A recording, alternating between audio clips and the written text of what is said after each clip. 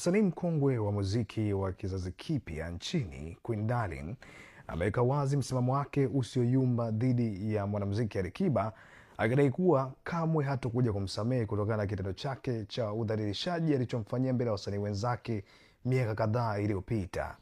Darleen, ambaye ni dada wa star wa kimataifa Diamond Platnumz, amefunguka hayo hivi karibuni, huku akisisitiza kuwa jeraha alilomwachia Alikiba moyoni mwake halitapona kwa msamaha wa faragha, bali anahitaji msanii huyo kukiri kosa lake mbele ya umma.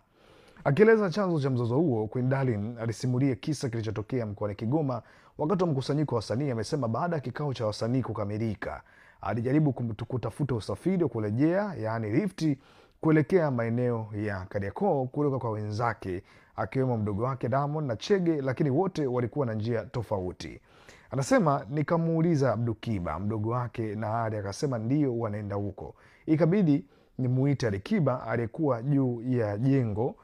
Nilivyomuita, kuna kitendo alinifanyia mbele ya wasanii wenzangu na watu wengi, sitokuja kukisahau, alikuwa anasema Queen Darleen kwa uchungu mkubwa kweli kweli.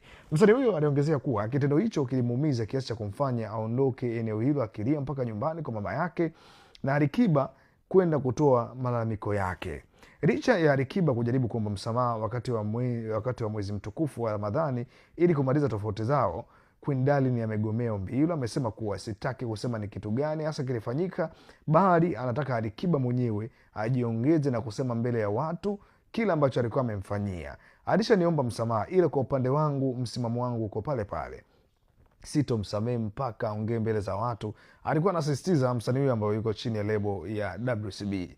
Vyanzo mbalimbali vya tasnia ya burudani nchini vimekumbuka kwa miaka ya nyuma Queen Darleen na Alikiba walikuwa na uhusiano wa karibu sana kikazi na hata kimarafiki, huku wengine wakimshukulia kama ndugu, wengine wakitafsiri kama mapenzi pia. Lakini Queen Darleen amekuwa karibu na familia ya Alikiba kwa muda mrefu, jambo linalofanya mgogoro huu kuwa na uzito mkubwa wa kifamilia kuliko hata wa kikazi tu.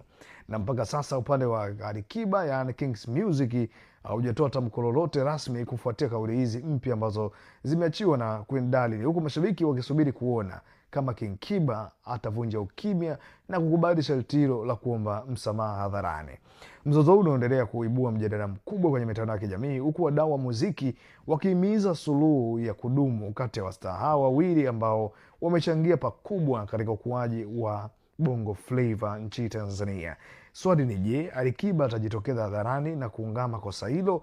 Muda utazungumza.